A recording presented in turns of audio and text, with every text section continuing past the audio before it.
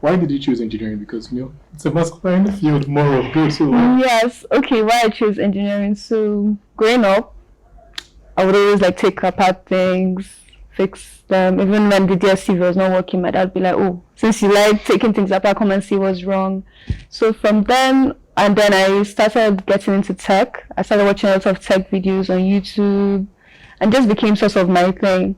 And yeah, when I was choosing the degree, a lot of like backlash from people. Oh, this is like a male-dominated field. Are you sure you'd be fine and all that? But 5 years after, I feel like I'm good, I'm fine, and I made the right choice. Yeah.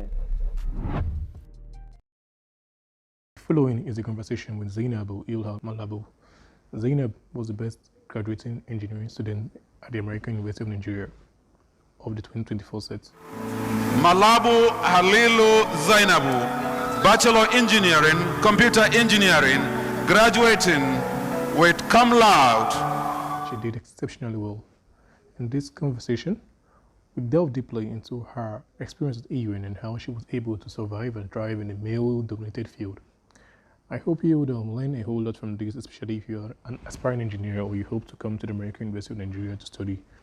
This was a really beautiful and in-depth episode on her life, our lives, and joy.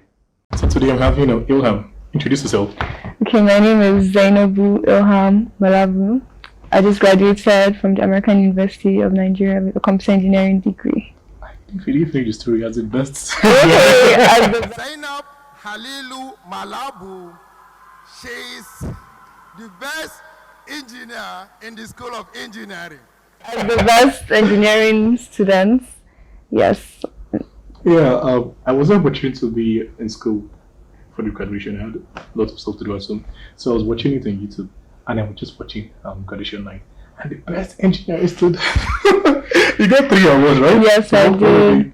Okay, best engineering student overall for the School of Engineering, then best student for the computer engineering department, then best female engineering. they? What does that mean? Computer. Okay, there are different departments under the School of Engineering: computer engineering, electrical and electronics, telecommunication, chemical engineering. So I was the best in my department. So you specify what was the specialty? Computer engineering or? Yeah, computer engineering. Okay, Yes. okay. I get it now. Why did you choose engineering? Because it's a masculine field, more of good. So Yes, okay, why I chose engineering. So growing up, I would always like take apart things, fix them. Even when the DSC was not working, my dad would be like, "Oh, since you like taking things apart, come and see what's wrong." So from then, and then I started getting into tech. I started watching a lot of tech videos on YouTube and just became sort of my thing.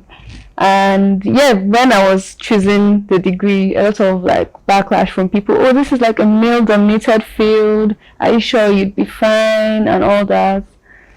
But 5 years after, I feel like I'm good, I'm fine, and I made the right choice. Yeah. Oh, well, I just remember the town hall meeting where you and Mr. Ash were driving. What happened? Okay, so it was. What were we even talking about? The town hall was about like he somehow dragged in. Okay, projects. Final year projects were affected because of the electricity issue. So he made mention of that we agreed to come back to do our project, and we did not agree. So that's why we were having back next. Yes, who would agree to that, obviously? So that's why we're having that back and forth, because I don't recall agreeing to come back the following semester to do our project. So that was basically the whole. Wow. Yeah. Graduation night, your parents, your relatives, everyone was there, right? Mm-hmm. How did they feel when they said your daughter going up there? Oh, my mom was so happy. My siblings were there as well. My dad, a few of his brothers as well were there.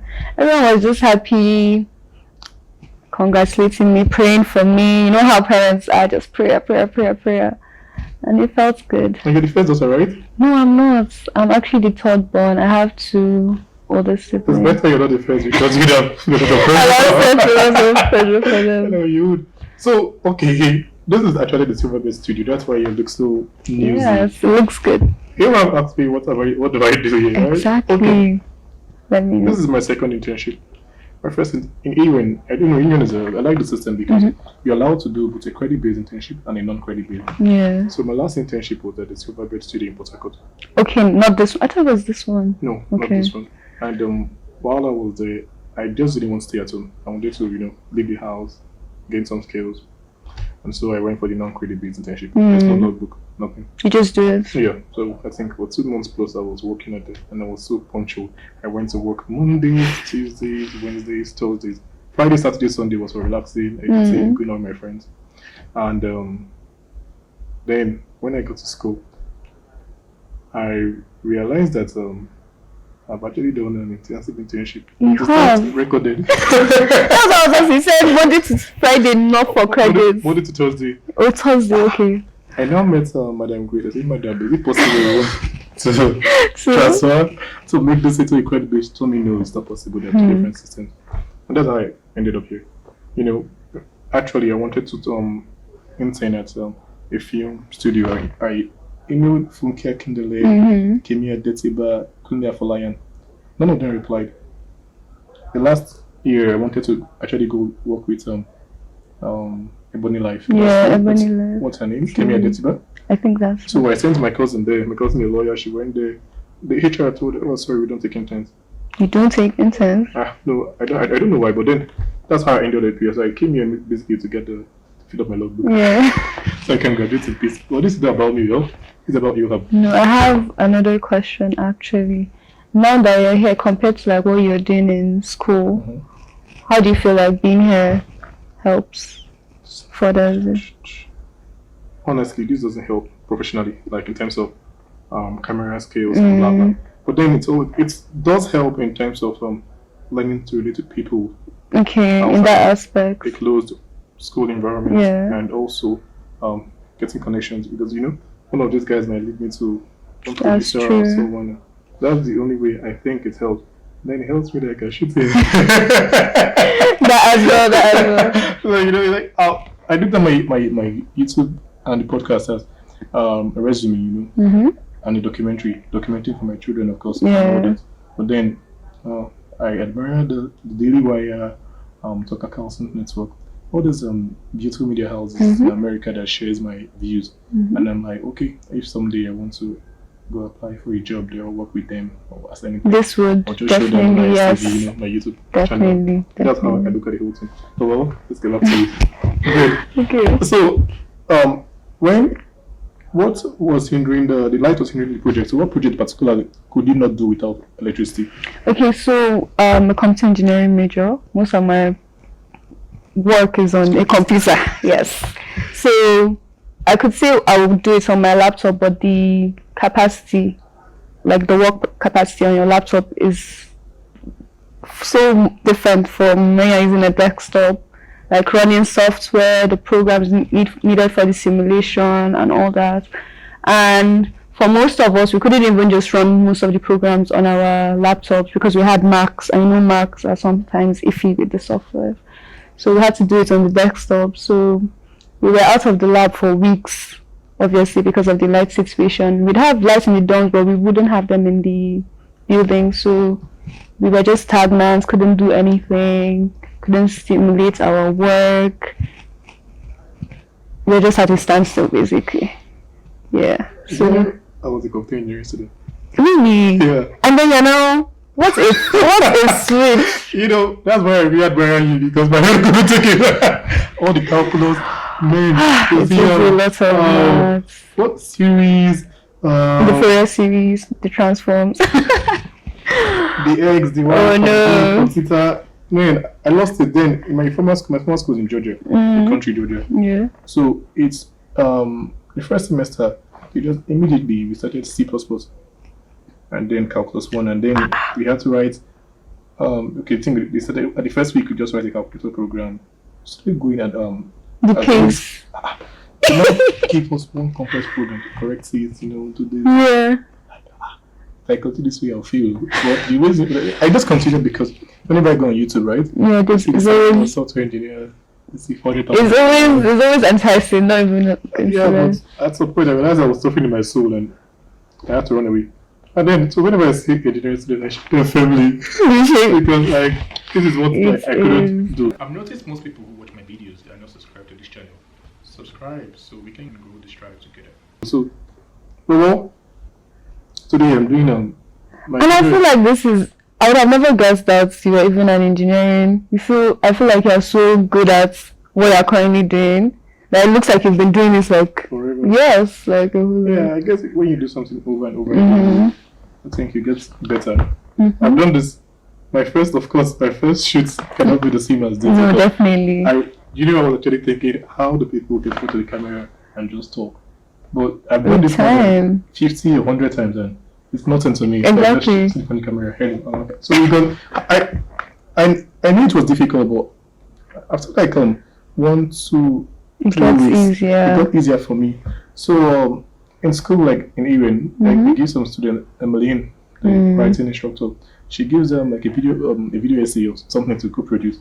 And when they get to work, like lots of the students, they come with me because they've seen my YouTube channel. Yes. And then I'm like, okay, sit on the chair. Here's the camera. This is what you say. Talk. And they're just like. I know that's what people are always saying, like just talk, just do it. To you it's like just talk, but to them it's like like yeah, it's a huge. But I couldn't just understand why they couldn't just continue. I'm like, I'm here, right? I'll tell you the exact words to say. Say, hello, I'm Ilham, and I'm an English major. And they will just sit. Fumbling. And they have to go over and over and I'm sure it gets better as they. Yeah, because I have to make sure the with variety, your tone must match the context good. So I just make sure it's perfect. But sometimes it's frustrating. But I'm not frustrated because I know I was once there, and I think that's what learning is all about. Yeah. Let's get back to your engineering. It's cool. How did anyone make you feel? How come is a lady that's kissing it everywhere? Like it's not meant to be a guy that's meant to be. I mean, you would have the occasional people saying, "Oh, this guy, you're sleeping. How will the girl be the top of the class?" That kind of thing here and there. I mean, it never really got to me. It's like something I've been hearing my whole life. Basically, I top my class like throughout. Yeah, I think I saw your TikTok or Instagram when you were like, people are saying in their childhood they went to trouble.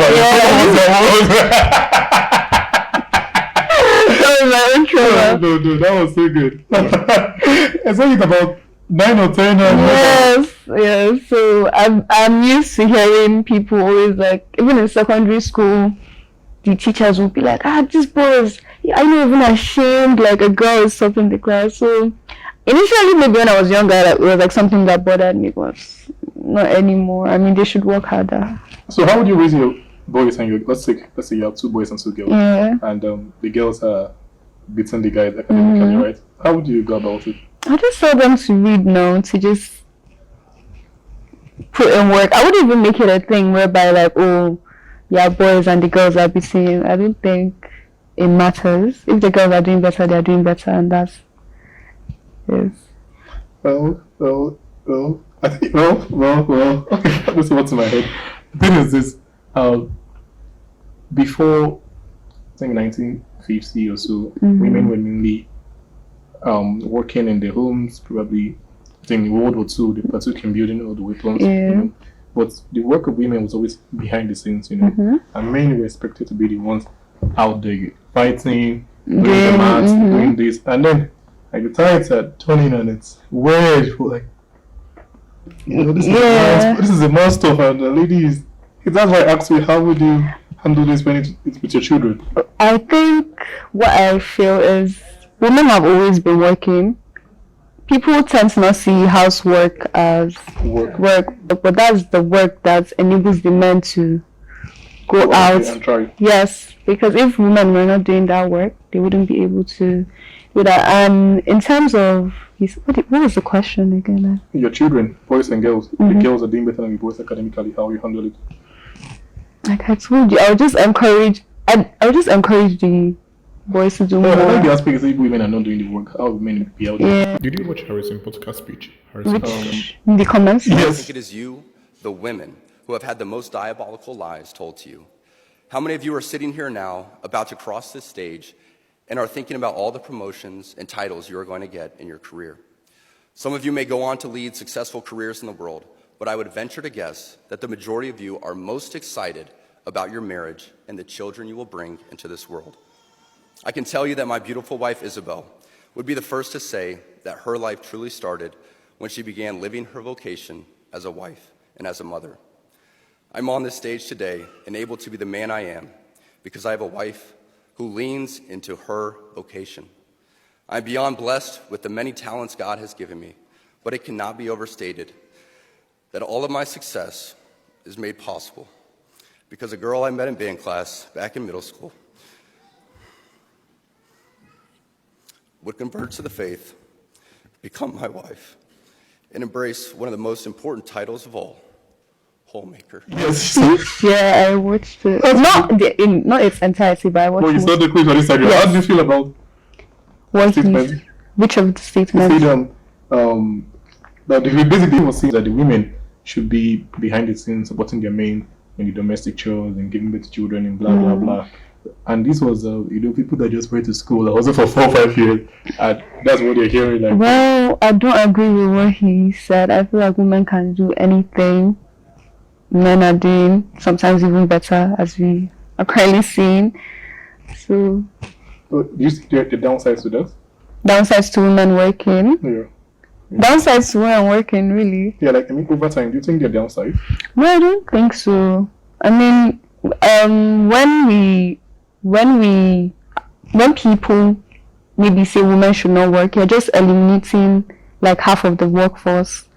And we need more working power, more people working. So what you might not see, someone else might see. And if you eliminate them from they're just hindering innovation, basically. I like that point. Yeah. But then if women are, like you're an engineer now, you graduated and you go start working, and you worked for probably like 45, 50, and you have children while working, don't you think they will suffer a bit? I don't think so. I think there's always a way to make things work.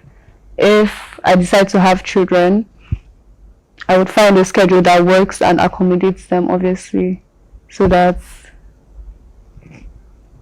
we'll just find what works best. And obviously, I hopefully will not be doing this alone. I'll have a partner to support me. So we'll just find what works. I don't think having children is a sacrifice. Like, you have to sacrifice your work or your career in order to have children. I don't think it's either or. Yeah, but it seems so at some point, because you are working for, okay, let's say you got married at 25, for example, and you're working till 30. Sorry, you are working from 22 to 30. Good.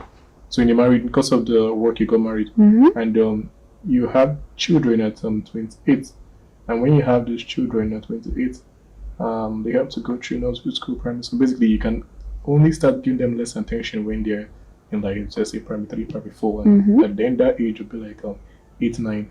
So those that space of 9-year period where you feel you should pour everything into this child, you are at work working, and when you come back home, you're exhausted mentally, emotionally, psychologically, all the work drama that goes on, like, it's already drained you. And when you get back home and your child does something little, it might get you excited, like angrily excited, and you might pour the energy on them, and there's no so much nurturing energy you can give to them. It's all masculine. You know the workforce how it is. Why must the workforce be masculine? No, but that's just the nature of it, because you have someone that is supervising you, you have someone that telling you this is not how we're doing, you have someone that the energy it's draining. I agree that working for anybody, man or woman, is draining. But like I said, I'll find something. I've seen people do it before, have a career, raise kids. It's not so far-fetched to raise your children and also have a career. I've seen people that have parents, both of them working, and they are fine. And it has been done, and certainly there's a way about it. It can be done. Well, speaking as a lady, as we can say, the kids will be fine. I assure you, the kids will be okay. All right then. The other stuff is this. Why did you decide to like persist in the engineering when it even got difficult? Like, What was Oh. the fire? What kept it? Okay, so at some points I will admit I wanted to change majors, more than once actually, and I would bring it up to my family members. I've noticed most people who watch my videos are not subscribed to this channel. Subscribe so we can grow this tribe together. They'll be like, they know me, this is something that I can do. Like, sure, it's difficult, but it's something, that it's something I can do. And I feel like that was actually just the driving force, because most times if it was left to me, I would have actually switched. I would have just, yes, like that was, it was one of my options. I would have not even liked to CMD. I consider computer science because, you know, it's not too far. It was really overwhelming at some point, third year. You know, that's where it's like the height of it. I got so overwhelmed, but it's good to have like people to reassure you, to tell you can do it. Yes, and I feel like that's what actually just kept me going. Yeah. You know, about 3 weeks ago, I did an episode with my instructor, my CMD instructor, and he. The way you view your future will determine how you act. This is where I want to be. Okay, if I do this and this and this and this, will they affect me or not? And he was a veterinary student, and he did veterinary medicine for 4 years. And why he kept going? Because of the support system. It's always the support system. But at a point, he realized that this is not me. But for you, that was you. Yeah. And you were fixing the DSTV for your did. So, you know, when I was younger, was I fascinated by engineering? I think so. Okay, let me just try and cross my chest. I know that I broke over 4 or 5 TVs in my house because it was not the engineering aspect. I was watching Teletubbies and I wanted to bring them out. So mine was a whole different case. You wanted to bring them out? Yeah, so as per boy, my dad stopped my TV. He was like, he had enough. And you know, will you kill the child? Like, what can you really do? Like, you told this child, stop. And he's still, you know, like, then it was those TVs with a big back. It's not like that. Okay, not the out of my height. Good, so I was good there. Well, secondly, because I'm trying to look back and see why did I finally choose computer engineering to study as first. I actually liked computers, but then when you're little, computers were not that available like it is today. Mainly, you just have to pay one desktop at home, and that's it. I know when we were little, my dad had a cyber cafe, so there were like 2 desktops in the house, and then he had his laptop, and that was it. But then the desktop always needed a professional. When you have issue, you need build. So it wasn't something that we could always use, and then you now need to get data and blah blah and this, and then in Nigeria, then we are still coming up with the technology. Yeah. That was the day. It should be in 2007, 8, 9, 10, blah blah. I liked computers. I like playing games. Blah blah. That was one. Secondly, when I go to the garage in my house, I'll see UPS, various battery systems, and I'll go get them out, and I'll start playing with the batteries and plugging the wires to the wall, and I'll get some explosions. Boom, boom, I'm sure that was the same. I did a lot of risky things, but that's still not computer engineering. Yeah. Till I got to secondary school. Well, I was doing so well in computer science and data processing. I got A in YIK in both of them, and I got this A seamlessly, easily. But my dad kept telling me, Akachukwu, when you're going to university to study computer engineering, you're not going to press computers, but you're going to solve maths. Serious maths. It didn't really give a head because I was banging it. I was failing maths like well. My math story, when I was in secondary school, from primary school to JS2, I was doing well in maths. I got to JS3, and my teacher made it feel like I was asking too much questions. Oh, dang. And I retreated, and I lost everything, and that was the end of that. From there, just carried on. And I kept failing maths. My dad even had to go to the principal of the secondary school when I was SS2 and told the principal I want my son to repeat because if he continues at this rate, he'll feel his work is maths. Well, I finally repeated and I didn't get better in the maths. So it wasn't even... It didn't help at all, and wow, surprising. We kept going. I got to university. Good. I just remembered this. Okay. Because of this maths, I couldn't get admission to a Canadian university. Because of the maths? Yeah, I wanted to go study cinematography, and they say you have to get an average of 50% between maths and English, like both of them combined. And I didn't get up to that. And that was why I didn't get admitted to this school. But you see, cinematography, so you already knew Yeah, because I really what happened? I think I started my YouTube channel then. I started vlogging. I can't remember what I started doing that made me know that I was attracted to this. Yes. And so I told my dad, okay, I want to get into cinematography because, well, it's still computers you're dealing with at the end of the day. At the end of the day, literally. Yeah, so I can also say, okay, blah blah, this school, because some of my sisters were in Alberta and Canada, and then they told me this school is close to them and they do this, and all right, apply. I didn't For know the requirements. maths, Like, oh shit. And then I got to the Nigerian school, and I was trying not to waste my father's dollars. Basically. That was the only thing motivating me, no other reason. And well, finally, I got into computer engineering, and I was able to just stay afloat. You know, my GP was 3.5 over 4 because other subjects were there to push me to the top. And that's good. But why didn't you go for the same cinematography in Georgia? Good question. In Georgia, you know how you have TOEFL, test of English as a foreign language if you want to go to America or Canada to go to school. They don't. You have test of Georgian as a foreign language. Oh. So those courses are taught in their native language. And then you weren't about to learn. The exam. So once they told me that, I told her no. to start a new language. No. Like I wanted to go to Germany too, so I learned German for a year. Oh. So German is just like French, and it's normal English alphabet. But Georgian is not. It's not English alphabet. No. Like E like this. Oh no. And I'm not just like managing to speak with locals, you know, around go to market and speak. I'm going to write my exams and read your whole books. Oh no. That was it. Well, so I didn't have the fire that you had.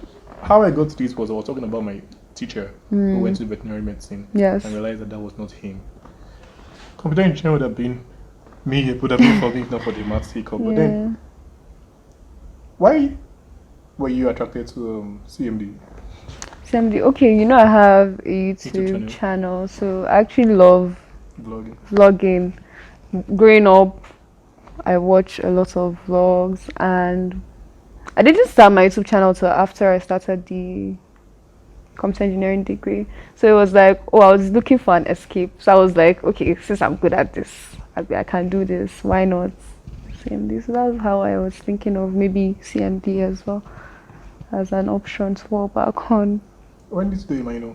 A minor with my engineering degree. Yeah, like I'm doing a minor in business now, business admin. I couldn't. There was no time. In a semester, I would take like 8 courses. There was no space for. No, I mean like when you're taking a minor, you can just have one whole extra semester. After 5 years, I should still take one more semester. No, thank you. You're not looking at the other part. You have 2 degrees. It's good. It's fine. I'm content. I know. You get some bragging rights. I know, right? Yeah. Like, you know, I can say, business. I agree with you. I know a lot of people that did minors, and it's something like, it looks really good. You say, we have this, maybe economics minor. I'm like, that's nice. That's really nice, yeah. So, do you plan on pursuing a career in engineering throughout? Well, right now I'm at like a crossroad. Because in as much as I love my engineering degree and whatnot, I still have like other passions that I'm really like passionate about. Like filming?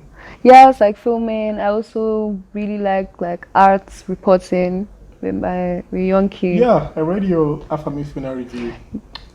I love that as well. So it's mostly like just deciding, and because they're like worlds apart, it's like hard to find like a common ground where I could do like. Oh, it all boils down to writing. It all boils down to writing. Writing, engineering, and writing. You said you have passion in film and passion in arts writing. Yeah, but like you asked me if I want to continue my engineering degree now. Sorry. I was trying to see how you can complete the exactly. And, yeah. So it's kind of like lots of things I want to do, but at the end of the day, it's just good if you focus on one thing and like hone it.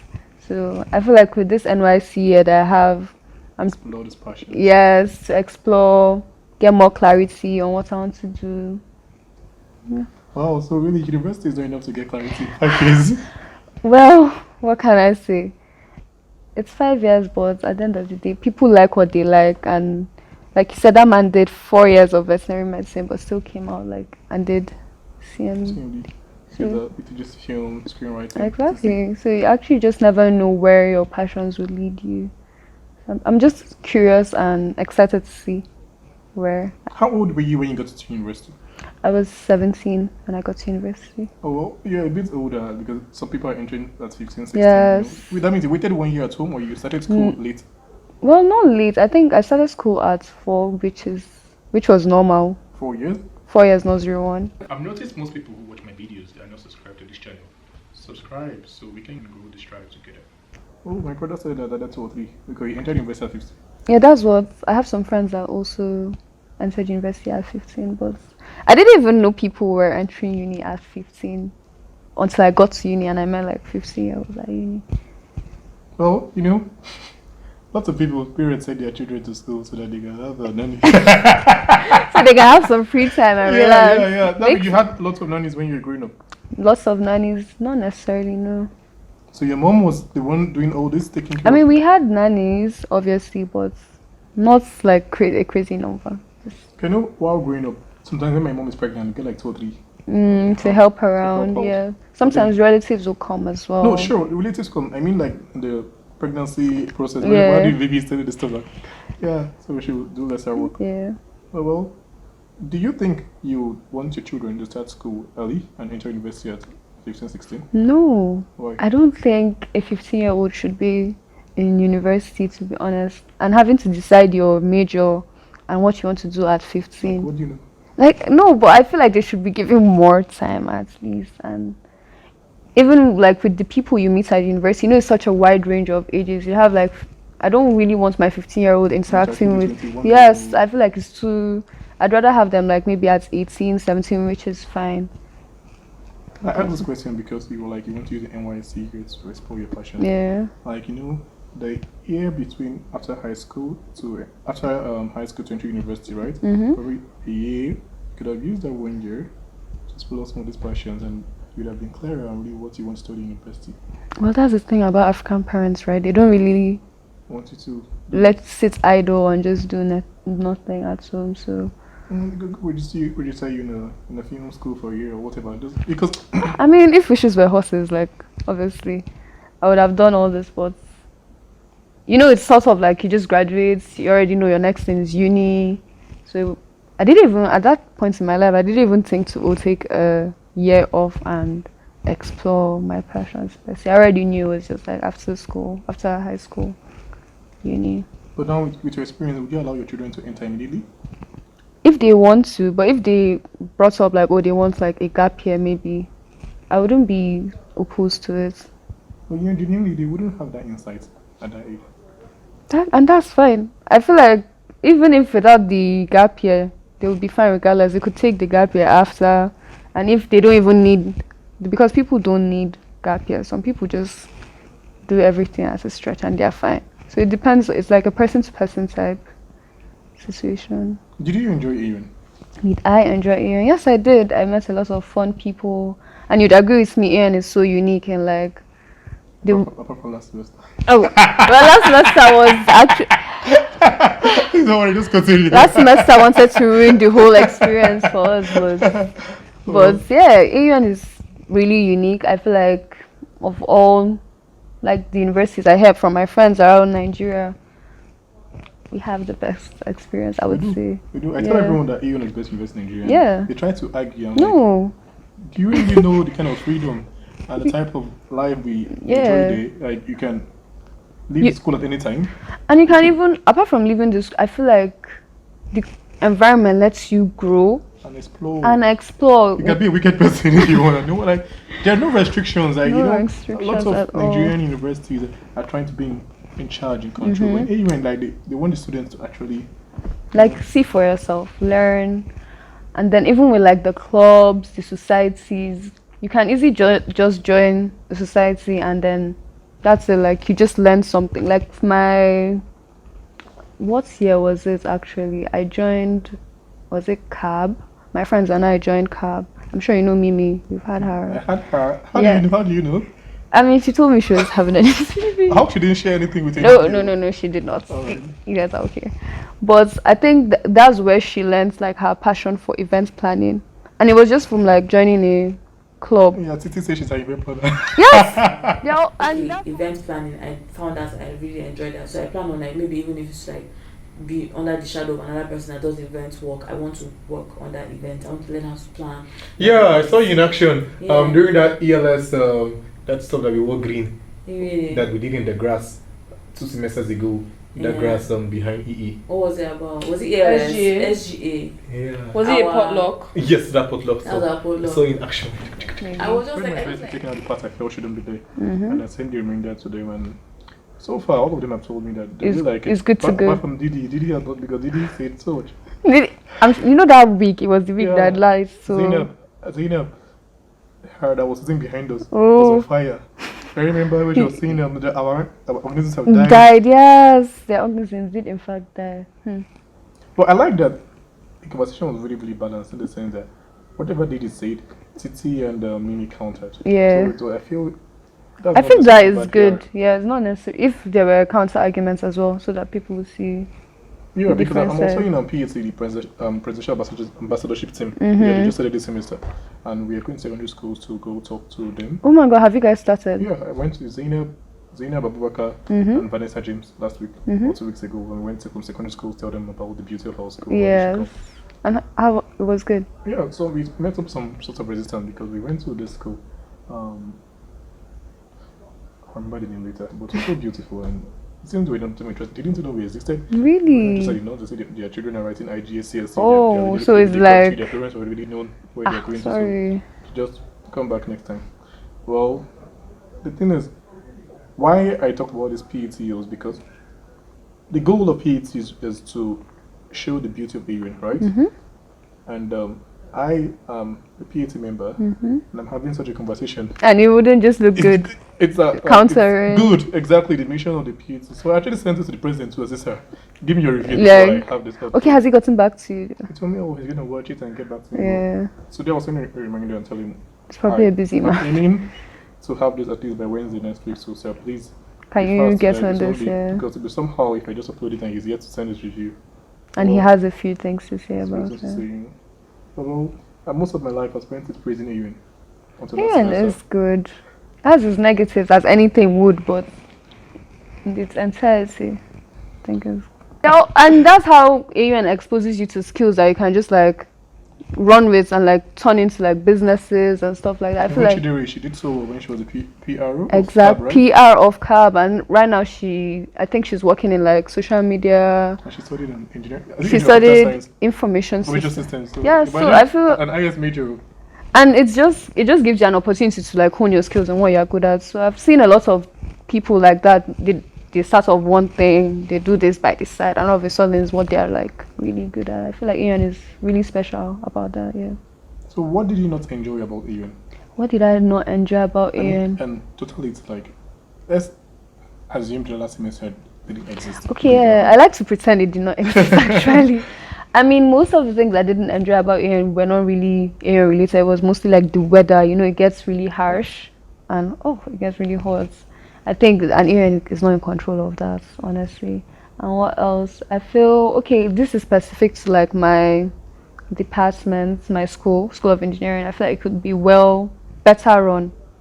I feel like they're not really too serious about it, and I feel like engineering is something you need like firm hands to keep going, even with like the labs and just making sure the quality is like quality check, quality Yeah, well, you know, control. you guys are the lab rats. You guys are the first Definitely, ones to that's why I feel like we got the rough end of it, because hopefully they learn from our mistakes, because I feel like they could do so much better with that. There's so much potential there. Yeah. So because last semester the whole issue was the whole light. We had light issues, so I think 7 days was miserable. And then I told Dr. Ash, that's Dean of Engineering, I'm going up there to face solar panel. Yes. Were you guys invited to join them? We were invited to join them. A few of the engineering students actually did go. Did you see the pictures? Yeah, I saw them, but I talked to someone and they told me just a photo shoot. They didn't do anything. Okay, you see, that's the truth. You see, I was not there, so I cannot really tell. I saw the pictures as well. They sent us an email to come and join in on it, but personally I did not go because I was already going through a lot, and that was the top of the roof. The heat would have been crazy. I did not go. But yeah. No, I asked that because when you have your own house, you can just go up there and do it install for your own yourself. So it was just, let me not say. So it was just a photo shoot. It looks good. I feel like regardless, it puts a good name in for the School of Engineering because, you know, they kept saying, oh, the School of Engineering helped in installing the solar panels and whatnot. Yeah, let's talk about the building. Do you feel like the engineering building was needed now? Definitely. I spent the first 4 years of my without an engineering building. Most of our labs, we had to reach onto the labs in ANS. You know, we're at their mercy. I've noticed most people who watch my videos are not subscribed to this channel. Subscribe so we can grow this tribe together. Sometimes we will come, they're like, you guys should leave us alone, blah, blah, blah, because at the end of the day, it's not our lab. So, yeah. So, I feel like you can't even have an engineering discipline without a building. It needs a lot of labs, facilities. So, this was due. It was maybe for us 4 years too late, but I'm glad they have it now because it's absolutely necessary to have an engineering building. Yeah. Okay. Do you feel the law building was necessary? The law building, I can't really say, but they keep saying there are a lot in number. So it makes sense for them to have a bigger building.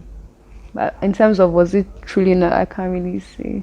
Why about this? Because someone asked during the town hall about the light issue. Yeah. Why is it that the money that used to build this thing was invested in electricity? Like you're building what you can power. They don't, AUN just did not foresee. They don't really put in like contingency plans as well. I don't think they ever thought, oh, they will not have lights. And for a country like Nigeria, it's only right for you to think about exactly put things in place for this. Because it's not stable. Exactly. So I feel like now this is really, it was an eye opener for them that anything could literally happen. And hopefully they've put in like things in place so that what happened does not repeat itself. So after NYSC, you want to go do masters? Yes, hopefully. Masters in what?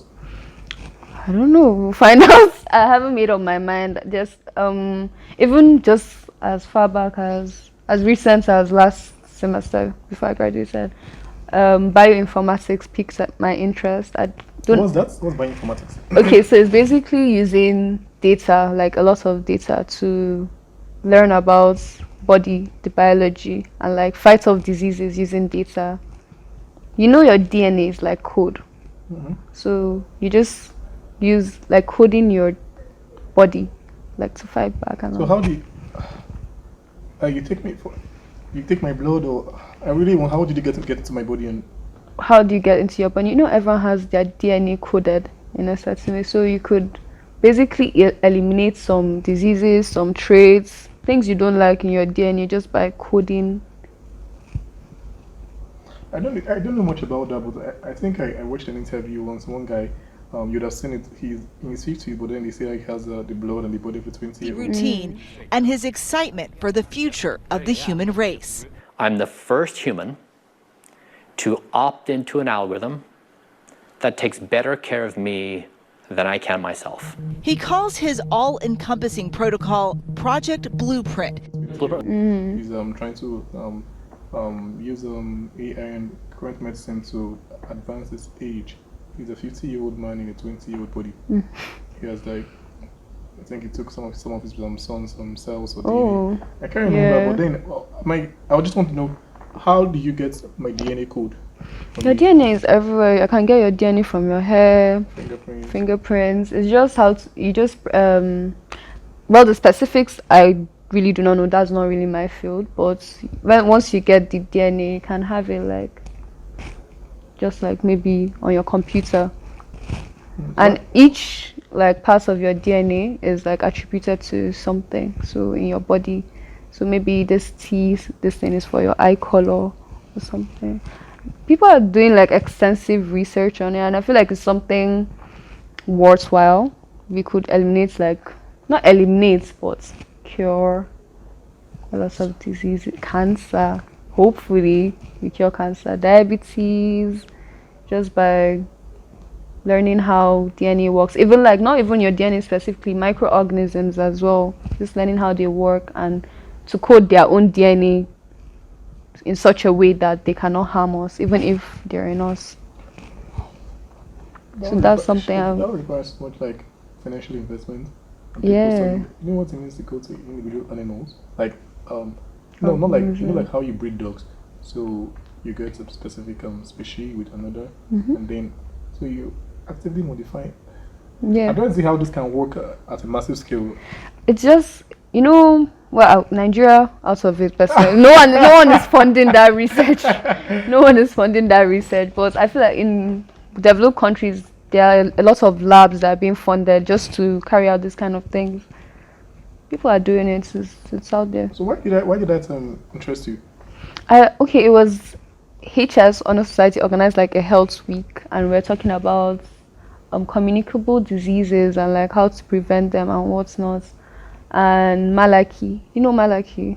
I would know the person, but the name would. Okay, he's an instructor, so he was talking about microorganisms and how they react like to your body. Wait, Malaki is huge. He's yes, tall. He has like a deep voice. I think he was in one country. Does it Norway or one of those Yes, countries? I think so. We talked for like 2 hours. One day he blew me. He's very knowledgeable. So he was talking about it. He now mentioned bioinformatics. He was like, oh, it's like a budding field, and most of these diseases, if more research were just done on them, like just to know how they work, modify, just use data, because at the end of the day, everything is data. Like, wow. So just to. Well, there's still some sort of engineering there. I think that's Exactly. why you're interested in that. Yeah, it's more like data analyst like type of role, but it's something that interests me as well. But for what I'm doing for my master's, we'll just have to find out. I don't know yet. Such a few can only amuse me, but not not for you to follow through at all. I wouldn't follow at all. Well, but you're not really sure specifically what you want to like practice in the long run. No, not yet. Oh, you figured that out. Yes. Me, I want to go into film fully. Definitely. But the opportunity to work in film in Nigeria. Why? I really do not know. Like, I feel like film is a guarded. Yes. It's really guarded in Nigeria. Even when I'm trying to like, for Yonki, like to reach out. Sometimes like radio silence. Like even when you reach out to how many? 4? Iboni Live. That's Funke yeah. Funke Kolnia for Lion and Funke Akindele. And it's just all silence. Silence. No one replies to you. If you call them, nothing. Why would they take in? I feel like well, we know everything in Nigeria, nepotism maybe. Well, I have my credentials are there. Like this is a good student. No, maybe they take interns, but they take from their side. So they see my name is Akachukwu and. No, maybe not even that. Maybe they just have like their nieces and nephews that they want to give interns. I'm just assuming because I really do not know why it's so guarded. You know, and we have a very good film industry in Nigeria, growing so fast. Yes, and there's a lot of funding being put in by all this, Netflix, Prime. So I really don't know why it's now. Have you tried reaching out on LinkedIn as well? I feel like LinkedIn is really good. Yeah, LinkedIn, the issue with LinkedIn, someone said, I saw this tweet sometime, that lots of jobs that you apply to, right? On LinkedIn, because wherever, I've already... How do you know? I think I've seen it. Yeah, just, you know, let's just put it out there. There are lots of people in what they are reading that are selected, people, maybe their relations, as you said. Yeah, that's what I'm saying. So but what I feel is, even if it's not for a job, reach out to people, tell them this is what you do. Even if it's not right now, they should keep you on their radar. Even looking for mentors, because I feel like mentors are the best way even to like, if you see someone that's doing what you like, be like, oh, I'm doing this as well. Do you mind taking me under your wing? I would really like to work in this industry. Tell me how you did it. And based on just your conversation, you see how passionate you are. Obviously, introduce them to your YouTube channel. See how good you are. What you're already doing.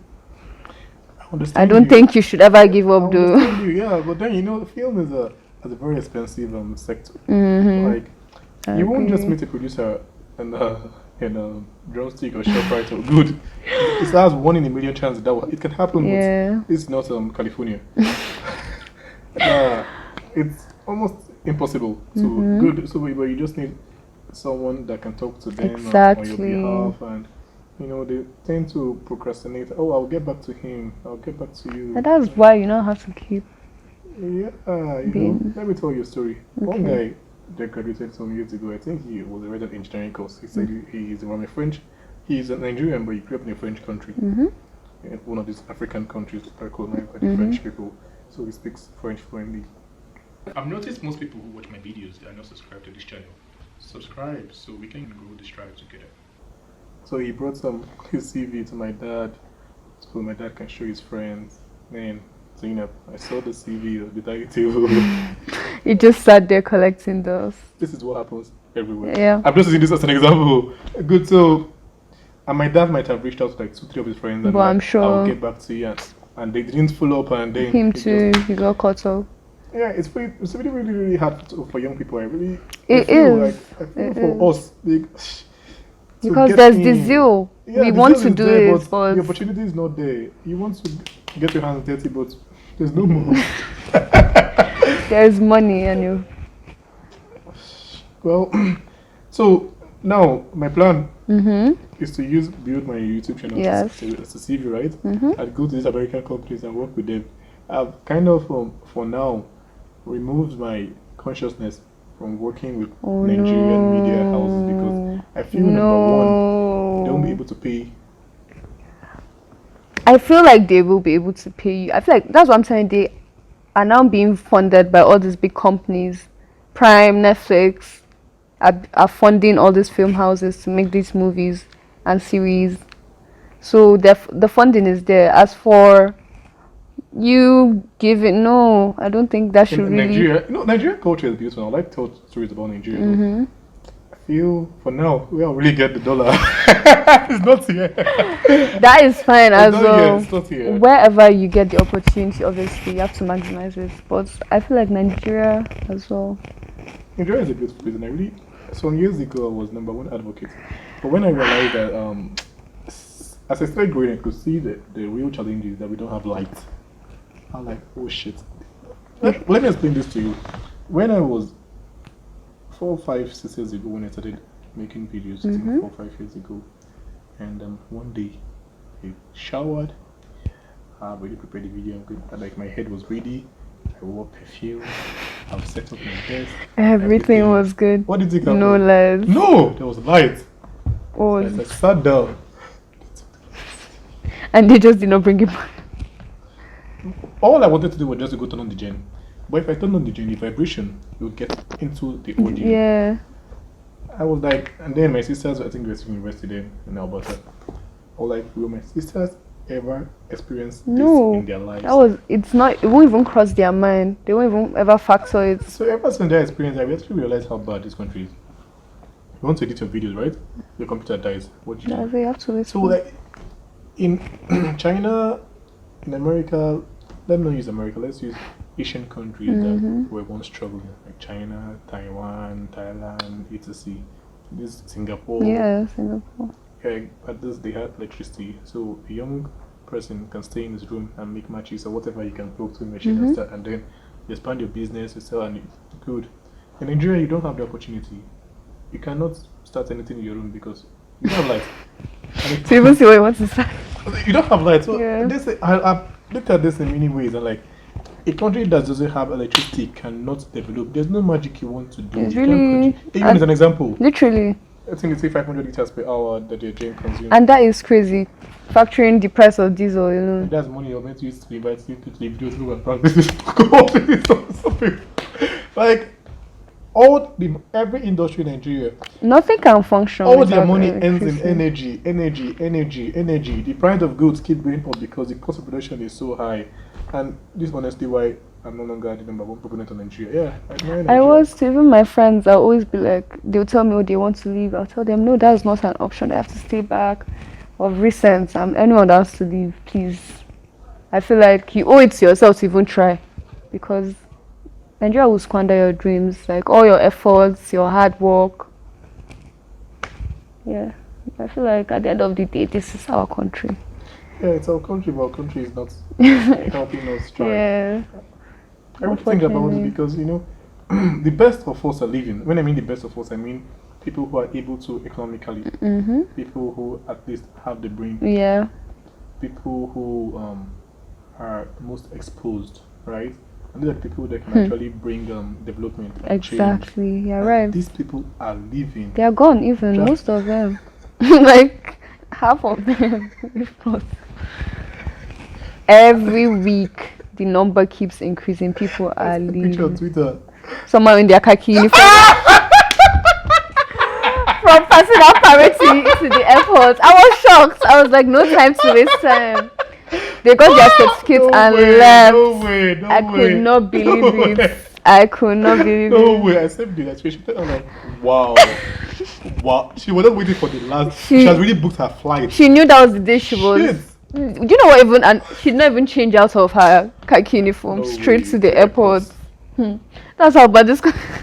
It's not so funny. We're laughing about We're it. laughing, but it's not funny. We're laughing, but it's not funny. Kai, you know, when I was in Yola, when I realized that home, you know, once you leave your country, you feel like a visitor. You are Definitely. Never, you're not part of No them. matter You're how not much good, you no matter try. what you achieve, no matter what, you're not just them.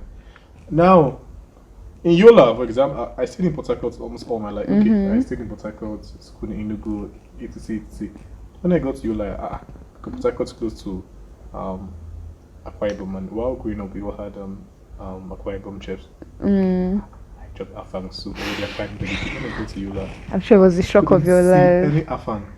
I'm just I'm sure there is no afang in your life. even if I say I want to make it because it's going to be rubbish. As I'm just using this to relate to when you now leave your home country. Ooh, even to find, what's even Okra. common? You Okra. could see all these. Like, But you can know go to now an we're African everywhere. restaurant and eat, Exactly. but it's expensive. It's not like you can actually walk out there and get a plate 1.5 for curry Yeah. and soup and you eat well. But leaving Nigeria to get that with like $25 or $30, that's almost 50,000 naira. So, Yeah, you accommodate yourself to the new lifestyle now. the Start burgers, eating the burger, burgers. pizza. Now. No Say you want way. to Japa, you eat it. no way, no way. Then no that way. will be a treat once in a while when you're feeling good. You will have some egusi. God forbid. Hi. This It is well. It is really well. well, I think about this every day. I Yeah. think about this every day. Every day, everyone is leaving. I mean, I'm leaving too. You know. I got the exchange program.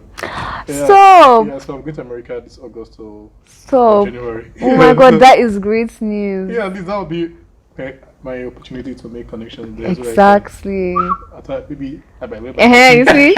You're thinking ahead. I might wear my khaki On your too. own too. Immediately you're done with that NYSC, you're But out. Actually, my goal is to spend like 5-10 years. There, then America, come back.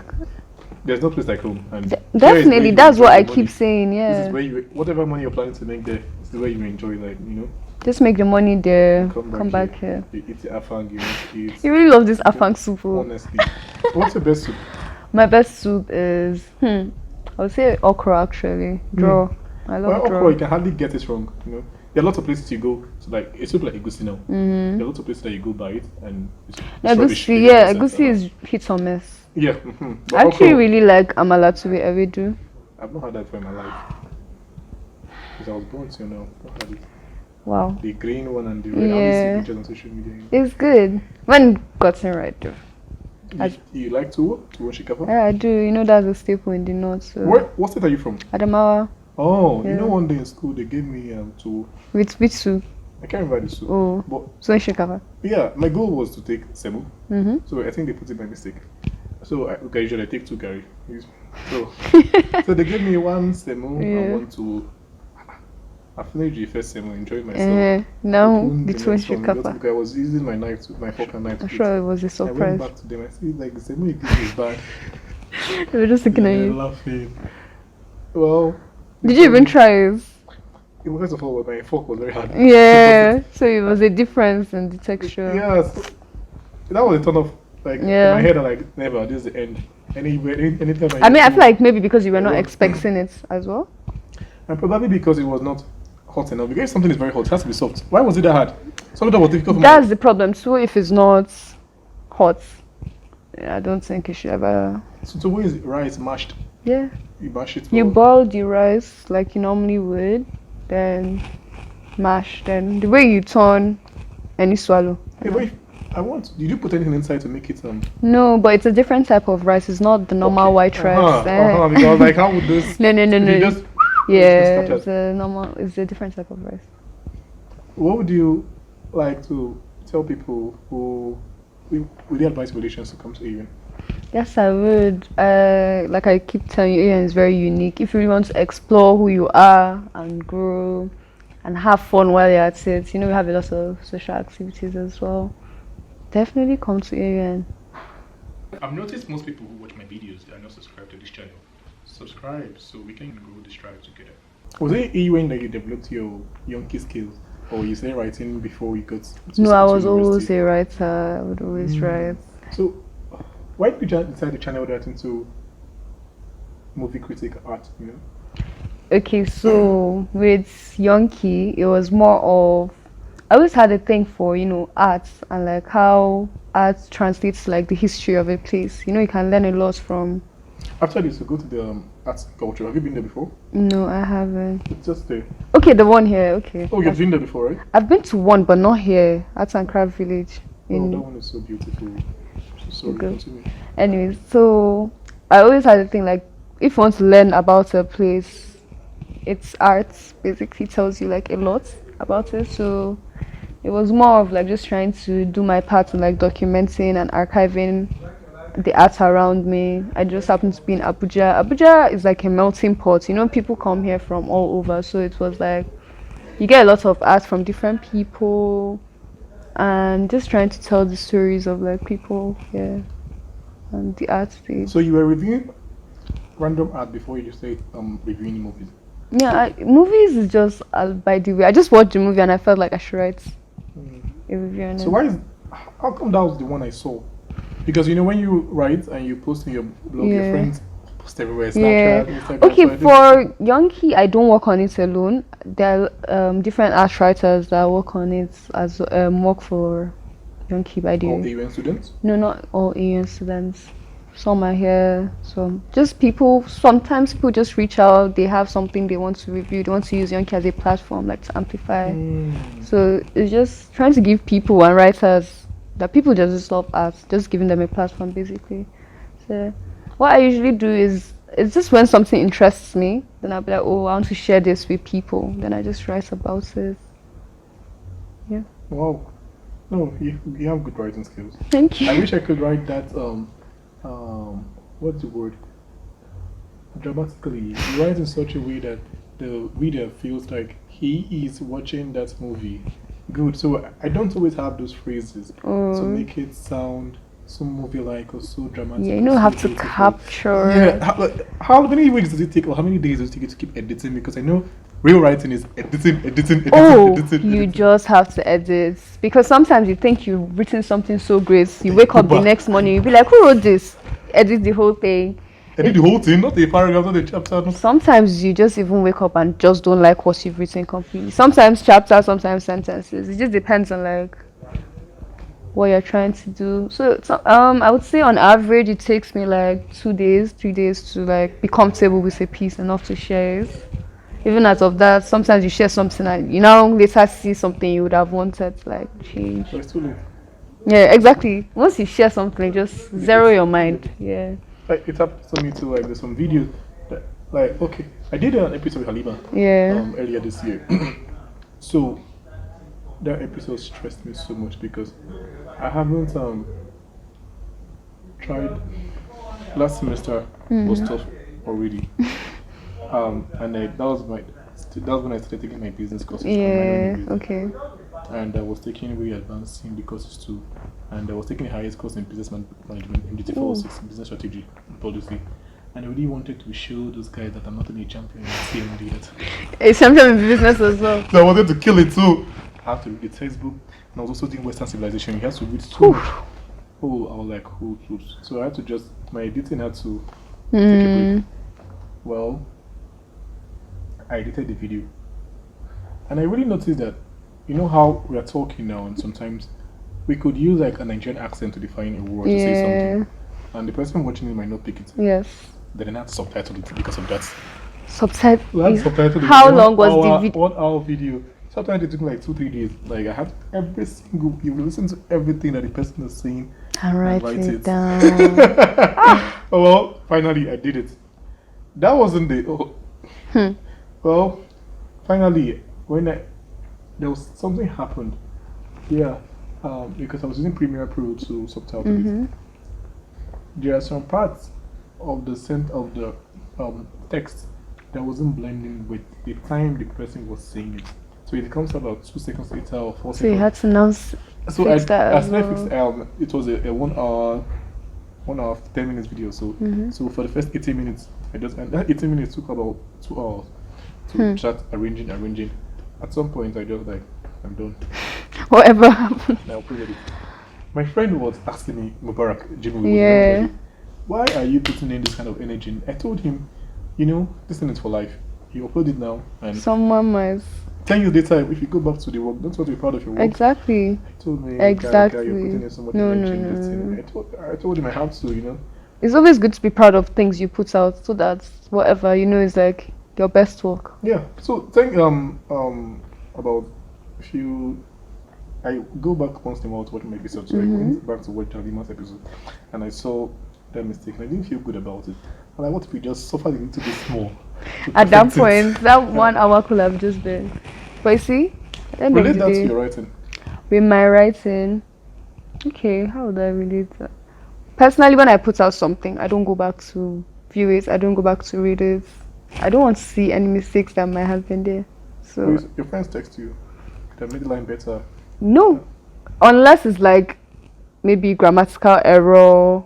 So they won't just text me and be like, oh, this word could have been better. They would just tell me like, oh, this is a nice piece. Overall, maybe you could have done this thing. But they won't like point out. You know what I do? What? Sometimes I there's some friends I just send my video to, like, please give me a detailed critique on this. Oh, okay. So they have to watch the 1 hour video like it's a video essay that they will not be writing. Take it, and that's so much sacrifice. That's how you know you're real friends, because how many people will do that? Not a lot. I don't really. Why? What about it? Don't you tell people to do such a thing for you? I don't really do well with criticism, so I feel like I'm even my worst. I'd be my worst critic. Yes. So anything someone wants to tell me, I've probably told myself. So with my videos, I sometimes give my siblings when they're around. When I'm done editing, I'll be like, oh, watch this, what do you think? And then I'll not specifically ask about a part that I'm already not sure of. I'll be like, okay, this part, I think this is, what do you think? And they'll tell me. And if there's something else, since it's my siblings, I feel like they can just tell. But my friends, I don't really burden them much with like. No, me, I do. Oh my god, the 1 hour videos. Oh, yeah, they really love you. Someone did that for me, and I had to get her wine. Really? Because my heart melted. Yeah, because it was detailed. For like a paper. Wow. She sent the PDF. I was like, a PDF. Oh, that's so sweet. Yes. I was out of words. Yes, because that's actually so cute. It's always beautiful. That's what I felt this intrinsically, that two heads are way better than one. Oh, definitely. There are things that you see that I don't see, and there are things that I see that you don't see, no matter how you look. No matter. At the end of the day, it's my work, so I don't even look at it down. Yeah. Well, is there anything that you would have wanted to talk about that you wish I asked that I didn't ask? No, not really. I feel like we've covered a lot, and I'm so glad that I came and we did this. You're such a good conversationalist. Gracias. I think you become a good conversation. Let me tell you a story. Okay. One of my friends, she came to my house one day. She was telling me a story. Not a story, but like her frustrations. And I dropped my phone, everything, and I was just listening to her for like 10 minutes. No, she paused her like, why are you listening to me? Why you not meant to listen?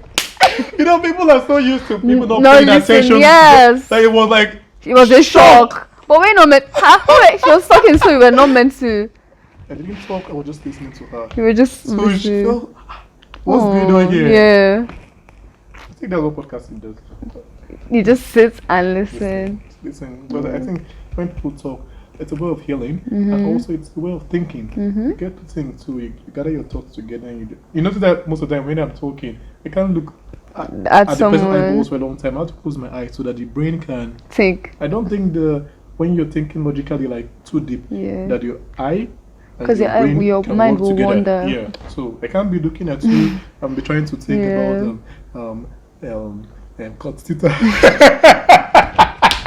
Yeah, man.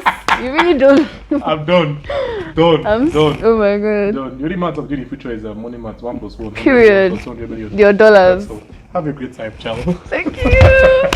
Thank you. And it's a wrap. Oh my god, this was amazing. Thank you for listening to this episode with myself and Zainabu Ilham. To end this, I'll leave us with this quote by Friedrich Nietzsche. He who has a why can bear almost anyhow. Thank you for listening.